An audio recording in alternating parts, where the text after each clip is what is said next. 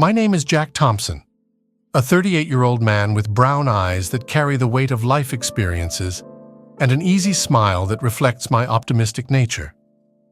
I have been married for 15 years to Sarah, a free-spirited woman whose golden hair and green eyes have always captivated me. Our life in Springfield was a calm routine, almost predictable. I worked as a project manager at a technology company, while Sarah, a talented artist, split her time between her studio and managing our home. Our relationship, though solid, had become lukewarm over the years. We didn't have children, and our nights were usually filled with silent dinners and TV shows we watched side by side, but without really being present for each other. It was on one of those nights, while Sarah was making her famous apple pie, that I received an unexpected call from my boss. He invited me to attend a business conference in Chicago. It was a great opportunity for my career, but the idea of being away from home made me hesitant. However, Sarah saw it differently. Her eyes sparkled with excitement when she suggested that I accept the invitation. "Jack, this could be great for you, for us. Maybe a little temporary separation will do us good. Perhaps it might even rekindle the flame we had at the beginning of our marriage," she said with an encouraging smile. Her support surprised me. She had always been reserved about my work trips, preferring that I stay close. Her excitement made me reflect on how much our relationship had changed. The idea of traveling alone, being in a new environment, intrigued me, and at the same time, made me apprehensive.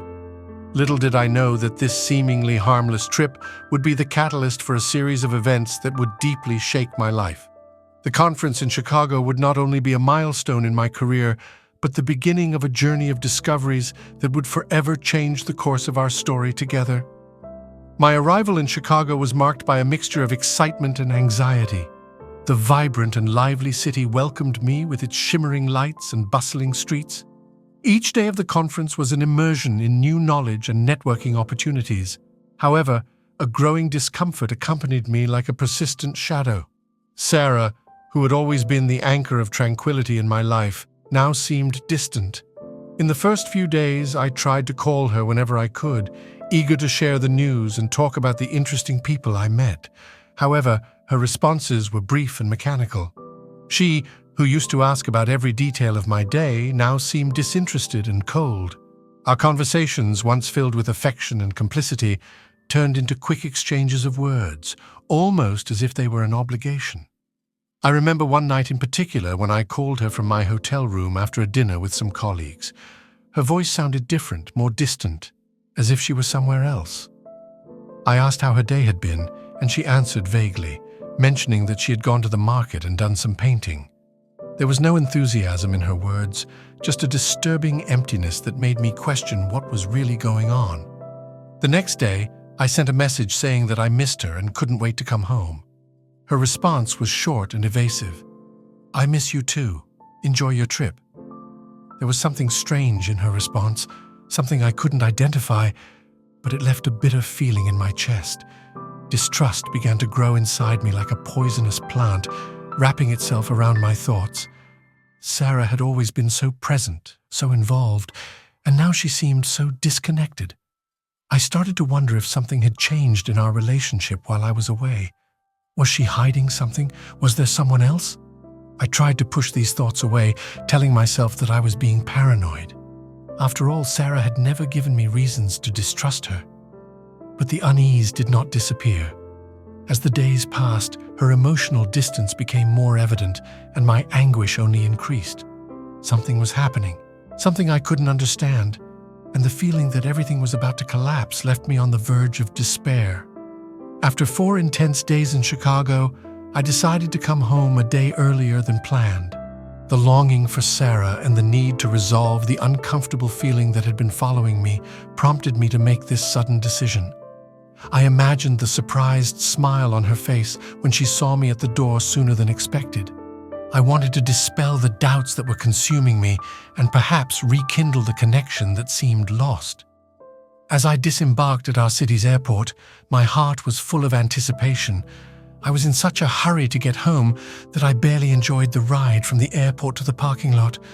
As I walked towards my car, I watched the unknown faces around me, anxious to finally see Sarah and put an end to my anxieties. but as I approached the car, a chill ran down my spine. There was a folded piece of paper on the windshield, held by the wiper. With trembling hands, I removed the note and unfolded it. The paper was slightly crumpled, as if it had been placed there in a hurry, and the handwriting on it was frighteningly familiar. It was Sarah's handwriting, without a doubt, but the content of the note left me stunned. "You deserve to know the truth. Go to the address on 5th Avenue, number 23. I stood there, frozen, trying to process what was happening. Why would Sarah leave me a note like that? And why that mysterious address? My mind filled with questions and assumptions, each more distressing than the last. Had something serious happened? Or worse, was my suspicion justified? The parking lot around me seemed to spin as I tried to catch my breath and figure out what to do. I decided that I needed to go to the address mentioned. Maybe it was some sort of elaborate surprise, something Sarah had planned to reconnect us. With this somewhat naive hope, I got into the car and drove to 5th Avenue, each mile increasing the discomfort in my chest. When I reached the address indicated, I stopped the car and looked at the small house that stood before me. It was a simple building, with a white picket fence and a well-kept garden. It looked like the kind of place where an ordinary family would live, but at that moment, it seemed shrouded in an air of mystery and tension. I took a deep breath and got out of the car, still clutching the note. I approached the door and hesitantly rang the doorbell. No one answered. The door was ajar, and a part of me hesitated to enter, fearing what I might find inside. But curiosity and the need for answers were stronger. With a pounding heart, I pushed the door open slowly and stepped inside. What I saw there changed my life forever. With the crumpled note still in my hands, I made my way to the address on 5th Avenue, feeling a mix of confusion and apprehension. The house was a modest structure, painted white with blue-framed windows. As I approached, I felt a chill run down my spine. The place was so ordinary, but at that moment it seemed to hold a deep and disturbing mystery.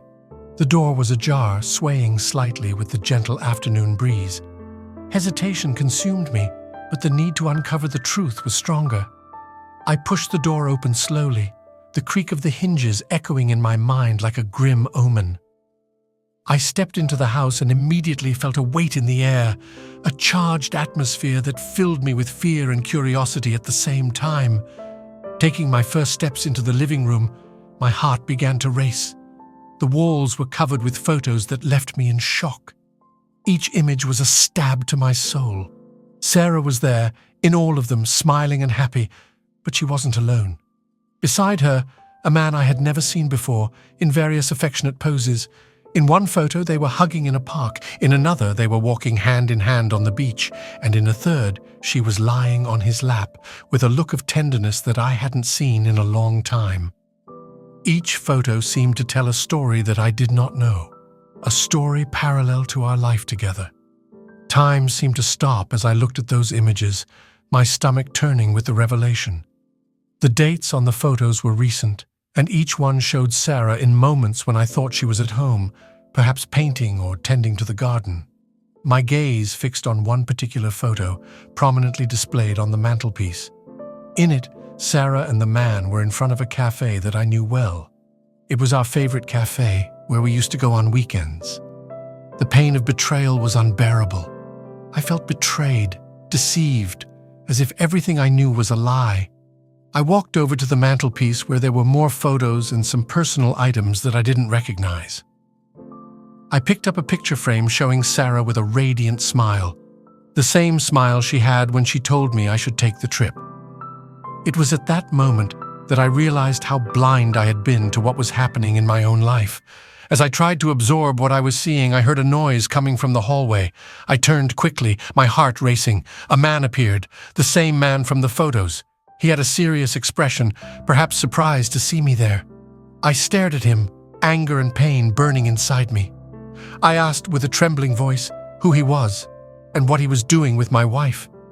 He hesitated, but then began to speak, and what I heard left me even more devastated. Each photo was like a cold blade, cutting my heart into pieces. The pain was unbearable. Who was that man beside Sarah, and why was she so close to him?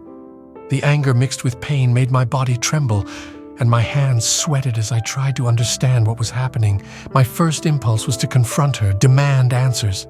With trembling hands, I dialed Sarah's number. The wait seemed like an eternity, and every ring of the phone was torture. When she answered, her voice was surprisingly calm, an absurd contrast to the storm raging inside me.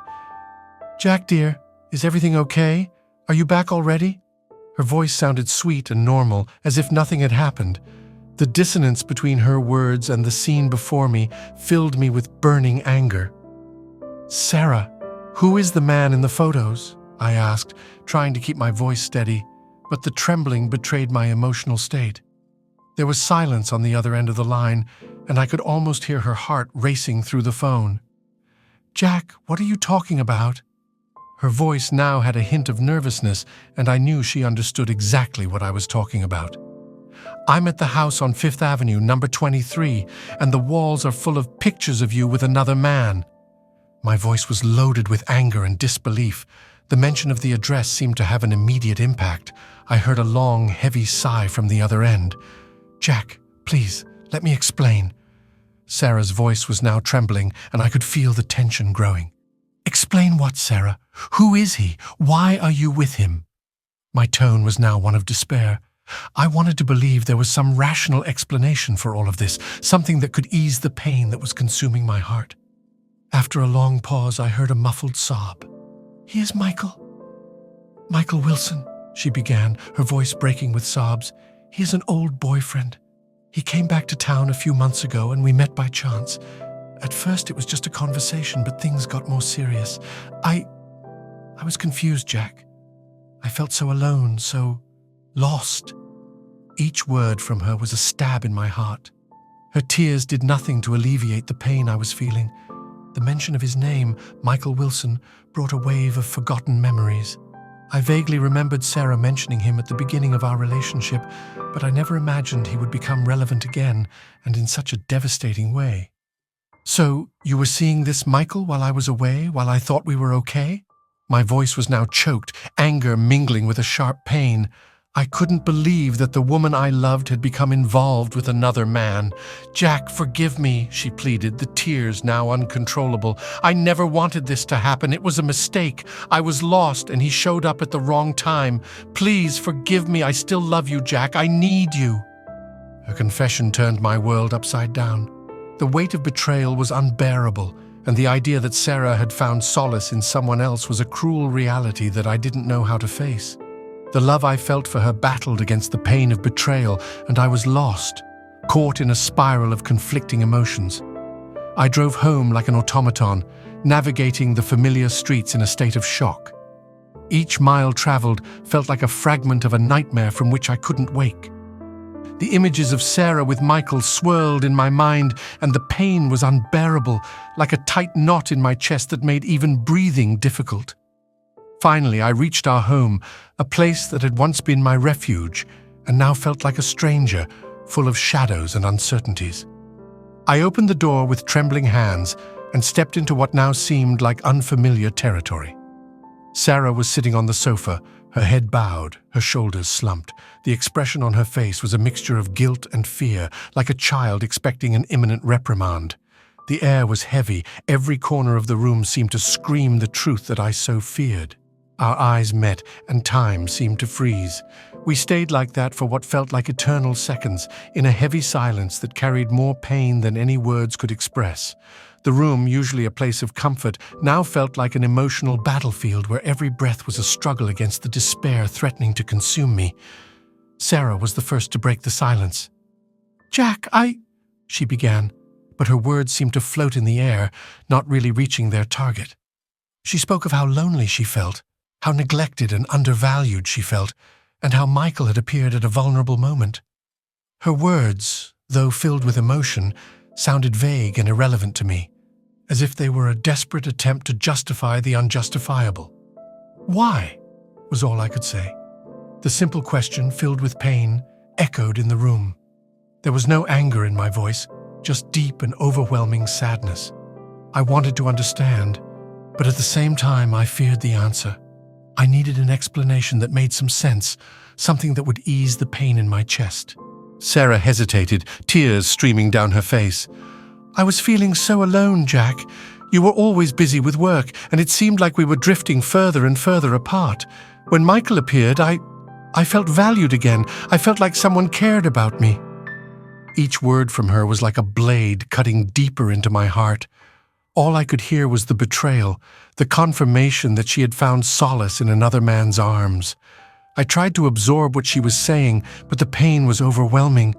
The love I still felt for her battled against the deep hurt, creating a whirlwind of conflicting emotions inside me. She continued to speak, her voice broken by sobs. "I know I was wrong, and I'm sorry. I never wanted to hurt you, Jack. Please forgive me." Her plea seemed sincere, but the weight of the betrayal was like an anchor, pulling me down into an abyss of pain. I sat in the armchair across from her, feeling the weight of everything that had happened. The silence that followed was oppressive, each second carrying an eternity of hurt and disillusionment.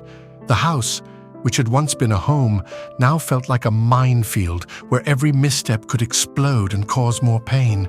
We needed answers, but at that moment all I had were endless questions and a pain that seemed unbearable. The confrontation with Sarah left me devastated, and the thought that our life would never be the same was a burden I didn't know how to bear. The days following the discovery were a whirlwind of emotions. Our home, once a sanctuary of comfort and security, had become an emotional battlefield where every word spoken seemed like a sharp knife cutting deeper into open wounds. The walls that had witnessed so much laughter and happiness now echoed with the sounds of bitter arguments and painful tears. Sarah tried in every way to seek my forgiveness. On numerous occasions, she approached me with swollen eyes from crying, begging for a second chance. She spoke with a trembling, remorseful voice, repeatedly saying that she had made a terrible mistake and wanted to fix things. Her words, however sincere they seemed, felt distant, as if an invisible barrier prevented them from reaching me. The idea that she had shared intimate moments with another man was an unbearable pain that I carried like a cross. The images of Sarah with Michael invaded my mind at random moments, like a poison slowly corroding my sanity. I found myself lost, oscillating between the deep love I still felt for her and the devastating sense of betrayal that threatened to destroy everything we had built together. We tried to talk several times, but each attempt at dialogue turned into a verbal battle. The words, instead of serving as bridges of understanding, became sharp weapons that hurt more than they healed. Sarah spoke about her loneliness, how she felt neglected and undervalued. But for me, all of this was eclipsed by the cold, harsh reality that she had sought comfort in another man's arms. I remember one night in particular when we were sitting in the living room, the soft light of the lamp casting shadows on the walls. Sarah was curled up in a corner of the sofa, her eyes red and tired.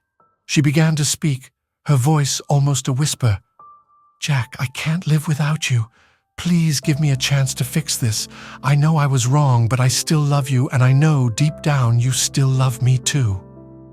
Her words echoed in my mind, and the internal conflict was overwhelming. I wanted to believe her. I wanted to find a way to overcome all of this, but the pain was overwhelming. Every time I closed my eyes, I saw the photos, her happy expression with Michael, and it destroyed me inside. I found myself facing an impossible choice. On one hand, there was the deep love I still felt for Sarah, a love that had been the foundation of my life for so many years. On the other, there was the need to preserve my own dignity and the unbearable reality that our trust had been irreparably broken. Each night, as I tried to sleep, I wondered if it was possible to forgive and rebuild, or if it would be better to move on alone, leaving behind the fragments of what had once been our life together. Slowly, I realized that I couldn't make this decision alone. We started seeing a couples therapist, hoping to find some clarity amidst the chaos. The sessions were difficult and often painful, but they were a necessary step towards healing. The pain and betrayal were still there, like shadows that refused to disappear, but at least now there was a faint light on the horizon, a hope that maybe it was possible to find a path to reconciliation. In the midst of our endless and painful discussions came a revelation that left me absolutely floored. It was a cold autumn afternoon, and we were sitting in the living room, once again trying to find a way to bridge the gap that had opened between us. Sarah was visibly nervous, her eyes fixed on the floor, avoiding my gaze. The silence between us was dense, heavy like lead. "Jack, I need to tell you something," she began, her voice low and tense. Her hesitation sent a chill down my spine, a sense that something even more devastating was coming. I took a deep breath, trying to prepare myself for what she had to say. "I'm pregnant," Sarah finally said, her voice trembling. For a moment my heart stopped. The words hung in the air, each syllable like thunder reverberating in my mind. Pregnant. That word alone was enough to completely change the course of our lives. However, the real blow was yet to come. I don't know if the baby is yours or Michael's," she continued, tears streaming down her face. Each word was another stab, each tear a confirmation of the magnitude of the betrayal. The news hit me like a lightning bolt, leaving me paralyzed.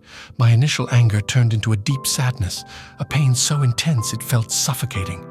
The tears flowed freely down my face as my mind tried to process the avalanche of emotions that engulfed me. The possibility that the baby was not mine was an unbearable blow. A new layer of pain added to the already open wound. How could this happen?" I asked, my voice weak and broken. There was no anger now, just a deep, crushing sadness. I looked at Sarah, who was still bowed, her shoulders shaking with silent sobs. Her pain was evident, but at that moment, mine was an open wound that seemed impossible to heal. Sarah tried to explain between sobs, saying she had not planned this, that it had all been a terrible mistake. "I didn't know what to do, Jack. I was lost, and Michael, he appeared at the wrong time. I deeply regret it, but now I'm stuck in this situation and I don't know what to do," she said, her voice full of despair. Each word only increased the sense of loss and disorientation within me. The idea of raising a child that might not be mine was a reality I was not prepared to face. Sarah's betrayal was painful enough, but now I was faced with the possibility of dealing with an even more devastating consequence. Trying to control my emotions, I asked, "And now? What are we going to do?" My mind was full of unanswered questions, and the uncertainty of the future was overwhelming. We needed clarity, a path forward, but all I could see was a dense fog of pain and confusion. Sarah suggested that we do a paternity test as soon as possible to find out the truth. The idea of having to wait to know the outcome of this new chapter was torturous, but I knew it was the only way. We needed answers, and those answers would be crucial in deciding the future of our marriage and our lives. As we waited for the test, each day was a new torment. The nights were sleepless, filled with nightmares and dark thoughts. The love I still felt for Sarah was now shrouded in a cloud of doubt and insecurity. Our life as we knew it was falling apart, and the unexpected revelation of the pregnancy was a constant reminder of the depth of the abyss we were plunged into. The pain was unbearable, but somehow, deep inside, I knew we needed to face this situation together despite everything. The future was uncertain, but the hope that maybe we could find a way to overcome all this, to rebuild trust and love, was the only thing that kept me standing. The days following Sarah's revelation were like a heavy fog, shrouded in pain and uncertainty. Each dawn brought a new challenge, and the reality of our situation hung over me like a dark cloud. The idea that my life would never be the same was a constant thought, but over time I began to realize that the only way to move forward would be to accept the reality that presented itself. The paternity test was one of the most distressing moments of my life. Sarah and I went to the clinic together, our steps echoing down the cold, sterile hallways. The wait for the result was an endless agony, each second dragging on like an eternity. When we finally received the confirmation that the baby was mine, I felt a mix of relief and deep sadness. The news brought a small ray of light amidst the darkness, but the pain of betrayal still lingered like a persistent shadow. The revelation did not erase the hurt and mistrust that had settled between us, but it offered a starting point for rebuilding. I knew that in order for us to rebuild our life together, we would need more than just the desire to make it work. I decided it was time to seek professional help. Sarah and I began attending couples therapy, a difficult but necessary step to try to understand what had led us to this situation and how we could find our way back to each other. The therapy sessions were intense and often painful. We reopened wounds and revisited moments we both preferred to forget. Sarah was open and vulnerable, sharing her pain and fears in a way she had never done before. I, for my part, tried to open up to the process, even though the anger and pain were still present. Over time, I began to realize that our disconnection had been a two-way street. We had both contributed in different ways to the distance that culminated in the betrayal. Slowly, we began to understand each other again. The heated arguments gave way to calmer, more reflective conversations. We started exploring the underlying reasons for what had happened, the unmet needs, the unexpressed feelings. The healing process was slow and painful, but we began to find a new rhythm, a new way of connecting. The arrival of the baby brought a new dynamic to our relationship. Despite the pain and scars we still carried, his presence brought a renewed sense of hope and purpose. Each day was a new opportunity to rebuild the trust and love we had lost along the way. The process of acceptance was long and arduous. I had to learn to forgive, not just Sarah, but also myself, for not seeing the signs that something was wrong. It was a path full of ups and downs, of advances and setbacks, but gradually we began to see a light at the end of the tunnel. What became clear to me was that acceptance did not mean forgetting or minimizing what had happened. It meant recognizing reality and choosing to move forward, with all the pain and scars that were part of this journey. Sarah and I still had a long way to go, but now we were walking together with a new understanding of what it really means to love and forgive. Months passed since that tumultuous period, and the wait finally came to an end. Our son, Ethan, was born on a sunny spring morning, bringing with him a new breath of life and hope for our relationship. His cry at birth sounded like a melody that broke the heavy silence of the previous months, filling our hearts with a joy we hadn't felt in a long time. Ethan was a tangible symbol of a new beginning, a bond that brought us back together on a journey of healing and rebuilding. The arrival of Ethan brought a new dynamic to our life. The days became busier and the nights shorter, but every moment with him was a blessing, a chance to rediscover the love and connection that had been suffocated by the pain of betrayal. Every smile, every movement, every little progress he made was a reminder that despite everything, we were creating something beautiful and pure. The scars of the betrayal were still there, like invisible marks that we carried in our hearts. However, over time, these scars began to transform into reminders of a period of learning and growth. The love we had for each other, though wounded, had not been destroyed. On the contrary, it was now being rebuilt with more strength and depth, founded on the painful experience we shared and the determination to create a better future. Our marriage was no longer the same, but not in a negative way. The experience of betrayal and the struggle to overcome it had given us a new perspective.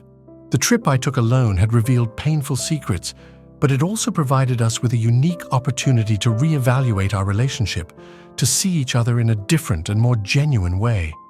We discovered that our love was more resilient than we thought, capable of surviving storms that once seemed insurmountable. Rebuilding our life together required more than just time.